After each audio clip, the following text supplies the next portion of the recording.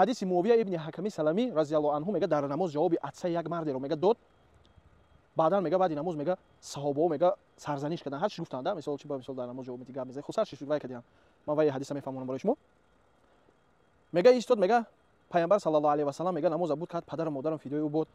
на пеш аз ӯ ва на баъд аз пайғамбар саллаллоҳу алайҳи ва саллам некутар ва ахлоқу одоб ин хел одама надидим. гуфт наздаш омадам, гуфтак ма ва хуб фаҳмонд ма, на дашном кард, на бигем дуруст фаҳмонд ма, ба хубӣ мега фаҳмонд ма ки бача мисол дар намоз зикри худоаю субҳаналлоҳ, такбир, аллоҳу акбар, қироати қуръонай. хулоса хуб зебо фаҳмонд ма мега. мақсад аз ин ҳадис чие ки ривояти бухорӣ ва муслим ай.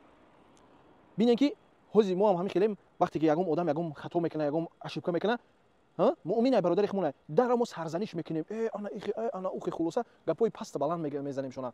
ин кори хуб нест ай. бояд мо мисли муаллимон бошем.